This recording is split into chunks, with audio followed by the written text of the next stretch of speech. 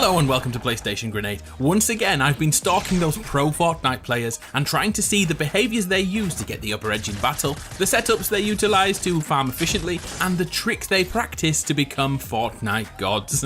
Here's 100 pro tips currently used by those people lucky enough to be paid to play video games. But first things first, I need you to smash the like button, subscribe with 12 alt accounts, and follow my best mate Dave on Twitter, and my grandma on Instagram. I'm only kidding there. You be you. If you like something, fantastic. If you don't, it's fine too. 100 pro tips. Let's go. Let's start with the shopping cart, or the trolley, depending on where you are in the world. When running from the storm, take one with you. You can jump in the back and heal on the move. It's extremely useful. In duos, it's even better, as one person can heal while the other one pushes. As we all know, teamwork makes the dream work. The shopping cart can be forced to go faster with certain weapons. The minigun works like a dream, but the LMG and the rocket launcher have similar effects. When running from the storm, or rotating over to another area of interest, if you can spare the bullets, jump in a shopping cart and blast your way to your destination. Shopping carts can also negate fall damage, not always though, it depends on your landing skills, but if you don't have the materials to descend from a mountaintop or a high hill, jump in and ride it out. It's risky, so only you can decide if it's worth the hassle, but if you learn to land on all four wheels, it's the quickest and most effective way to get down.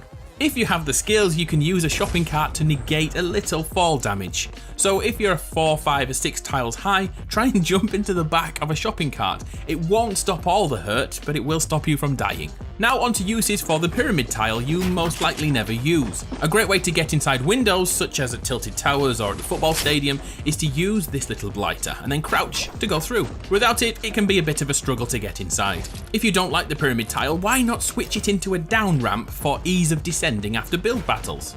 In fact, another great use for the down ramp is by adding a jump pad to get additional distances. It works so damn well to get away from the storm, and even better to completely surprise other players. If you find yourself with downed comrades but you need to escape, use that pyramid ramp and jump pad technique. This will allow your buddy to crawl to safety too, and come on, it looks bloody amazing too. Going back to the original pyramid setting, it's actually possible to use it in battle. If an enemy builds above you, you can cap their movement with a pyramid. If you're skilled enough, you can turn this into a trap. It takes practice, but if you're quick enough, you can do this. This is quite an oldie, but remember, you can throw a pyramid over a fallen ally and then keep fighting. To build on that, I tend to throw down multiple to put the opposition off completely, so anyone wanting to thirst your friend will need to be very attentive. It's like a magic trick. Which one is he under? If you're in a sky base or a building on a platform above the enemy, think about using both a floor tile and a pyramid for additional support. The opposition will try to shoot you down, but the added pyramid gives double support, allowing you to get a shot off, jump pad away, or run back and restore the broken pieces. When you find yourself boxed up against a spammer above you, use the pyramid in unison with a floor tile. We all know that the occasional bullet gets through, so doubling up will really help. And when they go to reload, edit out and fight or reclaim the high ground. The pyramid can also be your best friend when crossing Loot Lake. Making a bridge of pyramids makes you a harder target to hit and offers cover if needed. If you need to save materials when crossing Loot Lake, try using the jump ramp technique. Here's what you're going to do. Whilst running, build 2 ramps and jump from the top, then jump twice more before starting the sequence again. If done correctly, you won't lose any speed in the water, and you'll also be a very difficult target to hit. Here's running versus the jump technique. They are identical in time. Have you ever needed to cross Loot Lake diagonally? Well, you'll know it can be a huge drain on your resources. Well, if you have the time to edit the pyramid structure, you can change it into this monstrosity and tightrope across Loot Lake. Oh, and remember the shopping cart minigun technique from earlier? It only bloody well works across water too. Let's quickly talk about skins. We know there's no advantage to battle pass or purchase skins, but there is.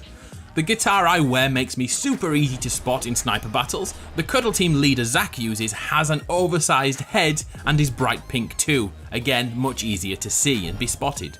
We also tested playing stealthily with the pink bunnies, and it was bloody impossible, and that, by the way, is where the hype bunnies were born. Yeah! So a tip is to use a skin which reflects your playstyle. You can even go full default and surprise your enemy with your skill. Let's move on to farming. By now, we all tend to leave 50 HP on trees. In the later game, I don't know about you, but I tend to knock down a huge hulking tree with one swing because someone's already been here before me. Well, did you know that when holding a weapon, you can see the health of the tree from a much farther distance away than an axe? After realizing that, I didn't make that mistake again. How long does it take to open a bloody llama? Takes frickin' yonks, doesn't it? Well, be aware that you can destroy the llama any way you like to get the loot. Use your pickaxe or any weapon to open the goodies sooner. In a group scenario, it's like a llama slaughter. Do you remember the old axe cancelling technique for speed harvesting? We'd try to quickly reset our character's position so they could swing their axe quicker. Well, it's back again. It's much easier on PC, but it is possible on console too. To achieve this, we're going to use the wave emote. It does work with other emotes, but the wave is far superior. While swinging your axe, quickly emote the wave and continue swinging again. This will give you an extra swing every 2 swipes. It's too much effort for me to learn, so here's ZachGG using it. Let's move on to building, and a general statement first. Use your traps more often. I bet you've finished a game multiple times and find you have 7 or more traps in your possession. I find that popping a trap when ramping can act as a great trip mine or indicator that someone is behind you. Regardless of the distance, an audio cue can be heard if the trap hits someone, allowing you to get the drop on them. You'll actually find that now traps have received a buff, you'll get more kills than you'd expect. In battle, something as simple as placing a trap in your base will deter others from pushing while they reanalyze their options. That extra split second could give you the upper hand. At some point in the game, you'll lose the high ground and be boxed in. Try to practice these 2 wall edits. You may be thinking to yourself, just use a door, but doors take a split second to open and also give away your position by the sound they make. By using these specific edits, you can re-engage much quicker than using a door. When you do break out, practice this ramp building technique to reclaim the high ground. Break out, ramp above and below, do a 180 and ramp back over your foe. Due to the inclusion of spam weapons like the minigun and the light machine gun, a new wall push technique was created. Instead of simply ramping to an opponent or adding a wall, the new technique adds floors for extra resilience to hundreds of bullets. To give you the ultimate rushing protection, build ramps followed by walls, followed by floors. You get the idea. To gain the high ground in the fastest way possible, whip out your bounce pads and use this technique. Jump pad from the ground, but remember to build walls on your way up. As your velocity slows down, build another floor and then start the action again. Bouncer, spam walls, floor. You'll be on top in no time, but be warned, your structure is extremely weak, so don't stay there too long. Should you need the high ground as fast as possible but you don't have jump pads, try this, it's ultra simple. Ramp, floor, rinse, repeat. It's best to attach this to your enemy's structure for support, but due to the speed of this, you can have the high ground in no time at all. And to go one more step further than this, you can use that pyramid and switch it to a ramp again and link them together to save mats and climb criminally fast. You know that moment your structure is destroyed and you inevitably fall to your death. Keep in mind that the jump pads negate all fall damage. If your structure is being knocked down, you have a little bit more time before it reaches you, so take out your bouncer and escape from certain death.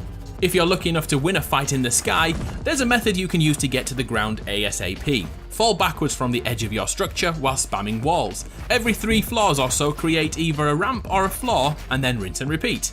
In no time, you're back on the ground unscathed. If you require more ways to get down, try throwing down a porta fort and aiming for those tires. If you really want to show off, jump on that shopping cart, but again, I can't do it. And if your skill level is high enough, use a pulse nade to prevent your death. You'll need to throw it just as your character gets to the top of their jump. Let's move on to fights. If you have to peek an enemy, do so on your right hand side. All characters are right-handed in Fortnite, so the viewing angle on the right is far superior when planning a shot. As players are becoming more savvy, it's important to try and keep a level playing field. I'm sure you've noticed the head glitchers who find the perfect angle to sit and seemingly shoot through their bloody bases. Epic are trying to rectify this, but it's still possible to do in this day and age. If you want to know a method, I'll show you one at the end of the video. At this point, I'll just say stay vigilant. When this is eradicated though, the best practice will be lining up a shot whilst crouch and then standing up to shoot and immediately crouching again. This makes you near impossible to hit. Do you use auto run at all? I personally hate it, but I do use it in squads and duos. It ultimately allows you to sort your inventory whilst moving with the team. If someone needs heals or bullets, drop them on the go. Oh, here's a good one. It's actually possible to reload shotguns whilst running. Simply jump, reload, switch weapons. Once you land again, just repeat the process. You'll reload 1 shell each jump and keep running at full speed. I want to talk about cheap and easy kills, but before we get to that, let's just do a few general things. Impulse nades are great for knocking enemies from heights, but they are also even better at allowing you to catch up with your teammates without asking them to stop. Similarly, they're great for escaping the storm. I'm sure 99% of people know this, but I still have to tell people when I do random squads. Campfires stack. Stand in the middle of them to heal ridiculously quickly.